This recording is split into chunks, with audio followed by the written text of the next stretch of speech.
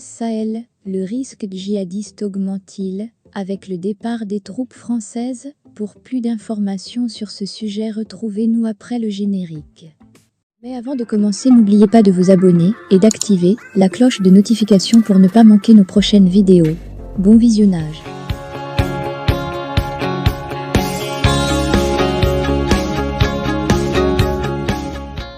Jean-Hervé Jézéquel, directeur du projet Sahel à International Crisis Group, ICG. Rahman Idrissa, chercheur nigérien en sciences politiques au Centre d'études africaines de l'Université de Leyde, Pays-Bas. Lors de son intervention télévisée, dimanche 24 septembre, Emmanuel Macron a pointé du doigt la nette dégradation de la situation sécuritaire au Mali et au Burkina Faso depuis le retrait des troupes de l'opération Barkhane, à la demande des juntes qui ont pris le pouvoir, mais aussi au Niger, où les soldats français sont cantonnés dans leur base depuis le coup d'État du 26 juillet, dans l'attente de leur départ confirmé par le chef de l'État. Les djihadistes n'ont pas renforcé de manière spectaculaire leur emprise territoriale. Jean-Hervé Jézéquel, directeur du projet Sahel à International Crisis Group, ICG. Dans le Sahel, la situation ne va pas mieux depuis le départ des soldats français, mais elle s'était déjà sensiblement détériorée au Mali et au Burkina Faso en leur présence. Disons qu'on assiste plutôt à une accélération dans ce processus de détérioration et à un changement de nature de la violence. Les civils sont en effet de plus en plus ciblés par les acteurs du conflit. Les modes d'engagement des forces gouvernementales semblent avoir changé. Il y a moins de retenue, notamment chez les volontaires pro-gouvernementaux au Burkina Faso ou chez les paramilitaires de Wagner au Mali.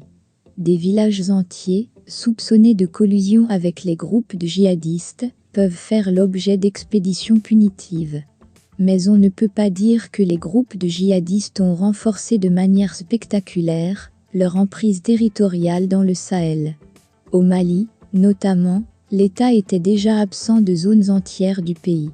Par ailleurs, si les djihadistes ont renforcé leur capacité à encercler des villes majeures telles que Tombouctou, ils ne les contrôlent pas. Depuis le départ de la force Barkhane, ils circulent plus facilement, mais aucune nouvelle région, aucune ville n'est tombée entre leurs mains.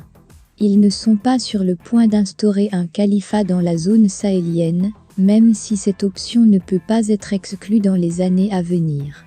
On note que les troupes de Bamako, soutenues par Wagner, vont plus au contact que par le passé avec les groupes armés, sans parvenir pour autant à reprendre véritablement le contrôle de territoires substantiels aux djihadistes. La proximité entre les soldats maliens et les paramilitaires russes semble plus forte qu'avec Barkhane. Mais Wagner, pas plus que Barkhane, n'a la solution pour endiguer la violence dans le Sahel. Plus que le retrait des Français, c'est la reprise du conflit qui se dessine dans le nord du Mali entre les groupes armés séparatistes et les forces de Bamako, qui peut changer la donne. Au Niger, les groupes de djihadistes s'en prenaient moins que par le passé aux forces gouvernementales du fait du dialogue engagé par le président déchu Mohamed Bazoum. Juste après le putsch du 26 juillet, plusieurs attaques sanglantes ont eu lieu contre les troupes de Niamey. Pour autant, on ne peut pas parler de débandade. Il est clair que les militaires nigériens sont en grande partie tournés vers ce qui se passe dans la capitale, que le front s'est un peu dégarni et qu'ils sont moins présents sur le terrain. D'autant que le blocus décrété par les États de la région pèse sur les moyens dont dispose l'armée pour patrouiller. La situation est donc plutôt favorable aux groupes de djihadistes. Au Sahel, on s'est engagé dans une logique suicidaire. Rahman Idrissa, chercheur nigérien en sciences politiques au Centre d'études africaines de l'Université de Leyde, le départ des soldats français risque d'aggraver encore les choses. Certes, on ne dispose d'aucune recherche pour évaluer véritablement l'impact de la présence française au Niger, mais on peut tout de même raisonner à partir d'un faisceau d'indices. Regardons, par exemple au Mali, où la junte a aussi obtenu le départ des soldats français après 9 ans de lutte contre le terrorisme dans le pays. Les militaires français étaient concentrés dans le nord, surtout dans la région de Gao. Or, il me semble évident que la sécurité était meilleure dans cette partie du pays qu'au centre.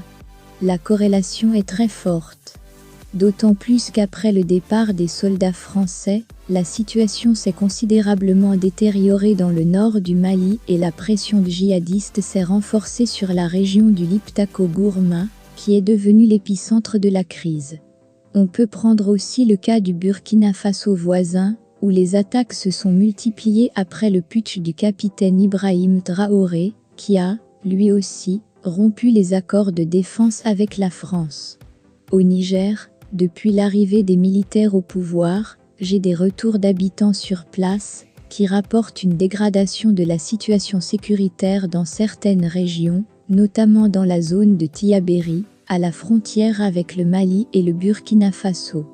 Mais la junte ne communique pas sur ces attaques, ou bien manipule la communication, pour éviter que ces incidents ne viennent ternir l'image de l'armée.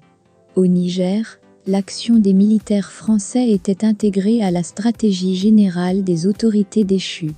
Le président Mohamed Bazoum avait intégré une composante de dialogue à l'action militaire. Cette stratégie avait conduit un certain nombre de combattants nigériens des groupes de djihadistes à rendre les armes. La junte ne semble pas avoir de stratégie dans ce sens. Au contraire, le général Tiani a même critiqué, lors de sa première allocution, la libération de certains djihadistes sous l'ancien régime. Il semble donc vouloir se démarquer de cette voie du dialogue. On sait aussi que la junte a retiré certains de ses soldats de zones d'insécurité pour les redéployer sur d'autres fronts, pour faire face en cas d'intervention militaire de la SEDIO.